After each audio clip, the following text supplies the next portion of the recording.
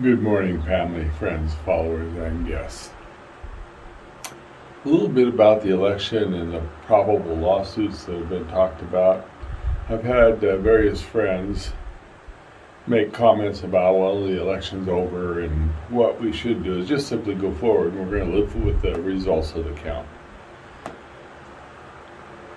In the world of sports, we keep score and we declare a winner and a loser. When the game is over, we don't let one team go out and then, without opposition, go ahead and make another score. And the same thing should be true with elections. Whatever the date of the end of the election is, it should be ended right there. And those people who don't have their votes in simply don't get their votes counted. All the legal votes should be counted, and that varies from state to state as how they define legal. But there's just a couple of givens in this world. I have friends from Nevada who called and talked to me this morning. And there are people who get on Facebook, but they're not Facebook active. And they ask for a comment. Rather than put their names out, which I'm simply not going to do, their issue that they had is they went in to vote on election day and they were not allowed to. And the reason they weren't allowed to is because on the little checkoff sheet or whatever they use there, I don't know what they do in Nevada, but whatever it is, it showed that they had already voted by mail. And they had not voted by mail. They had not voted at all. When I got the first call, they asked them what to do, and I said, man, I know nothing about Nevada. I have no idea. I suggested they go in and see if they could file a provisional ballot. And when they called me back, they said, no, they couldn't do that. They weren't allowed to do that, that they were listed as already voting, and they weren't going to be allowed to vote again. I said, did you vote? They said, no. So that's just one direct personal example I have of that. I've alluded to, for the purposes of how Facebook works, to the fact that I got two ballots, one here from Idaho and one from Oregon, which I did. And I implied that I sent the Oregon one in, but I did not. But I could have. And I could have signed it. I mean, after all, they sent it to me, so, and I'd given them all the notices I need and changed, re-registered, and all that stuff.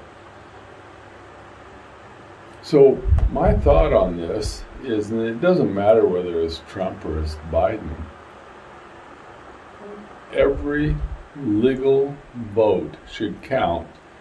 In my world, having read a lot about this in the history of the Founding Fathers and how they decided a number of the things they decided, I would say that the state gets to handle the voting at the state level if they want to, but at the federal level, the ballot day is the ballot day. And if that ballot comes in 30 seconds late or 1 second late, it is too late and it's no longer a legal ballot, and it would not count. So I would not count ballots that are illegal. And that raises all kinds of questions I see that may play out in some of the things that are happening right now with the concept of Trump suit, because it looks like without that, Biden will be the winner. And of course, in my world, the United States will be the loser. The thought of having a person who has already screwed America really hard out of hundreds of millions of dollars, is in bed with the country of China. His family is in bed with the country of China, Ukraine. All of those pieces, to me, it was a big mistake, but it's a mistake that will last 4 years, and ultimately, if the D's go too far in their search for power and the things that they want to do, then we as a nation will have the recourse we had in the early days of our country, and we'll see how all of that plays out. With that said, I'm truly in my heart glad that Trump exercised his presidential right and responsibilities in appointing Supreme Court justices, and the Senate did what they did, using the screw-ups the Democrats made back in the past against them. So whatever the Democrats do, the wheel will turn, and in time, it won't matter to me. I'm close to being out of here, and it is what it is. I think every legal vote should count and should be counted. It's that simple. And the operative part of this for each of us, ultimately, on a personal level, is we get to take a look at and decide for ourselves what are legal votes. And to me, there's no reason why a person can't vote in person. So, have them vote in person. There's no reason why that person who votes in person shouldn't have his ID checked to make sure he is that person and legally gets to vote, in order for that vote to be a legal vote. I don't have a problem with that. I think that there's potential exceptions for mail-in votes, but God, I would weigh that ever so carefully, because I want us as a nation to be a nation, and I want us to avoid civil war through the process the Founding Fathers designed for that. And when you have either party get too far out of line, you ramp up the potentials for civil war. So that's my quick hit on it. The last thing is that one of the states, Colorado, voted that their electoral vote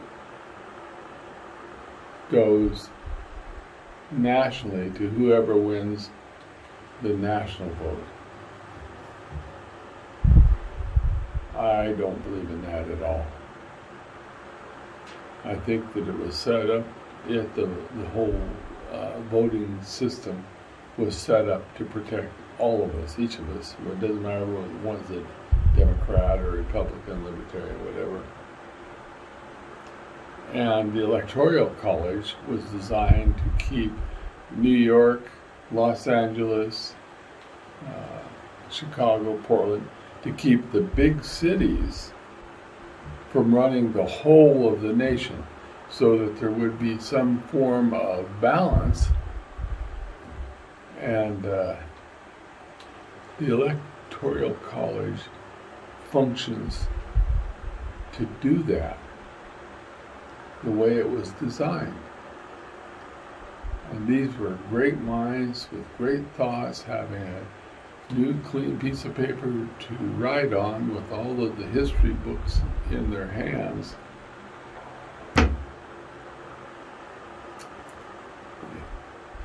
There are those who would replace it. They want something different. The only reason they can want something different was because they were given the liberty and the freedom to make some of those choices. And now they want to get rid of it. In my world, that's a big wrong. I ramble. I could talk. One of the things with old fart syndrome, OFS, is I can get carried away. I have enough experience in life at this point to certainly have opinions, lots of them. My hope is that as a nation we can find a way to go forward without destroying that what we have lived with, that which we have, to keep from destroying that and wrecking it. I'd love for my posterity to have the opportunities that were designed into the system, and which, on a personal basis, I believe the Democratic Party would take out in a heartbeat because of their ties to the swamp and a bunch of other illegal things that go on. And we've seen enough of that in the recent history. I want to relive that now, and I'm not going to. I don't know if you can see the smoke of my incense blowing by, but incense is going in the background. There's quiet music that hopefully you can't hear. And I'm relaxed in my man cave getting ready for my trip to Mesa and be a snowbird for this winter. And I wish all of you, I hope that this Christmas for you can find you in peace and a joyful state. I hope that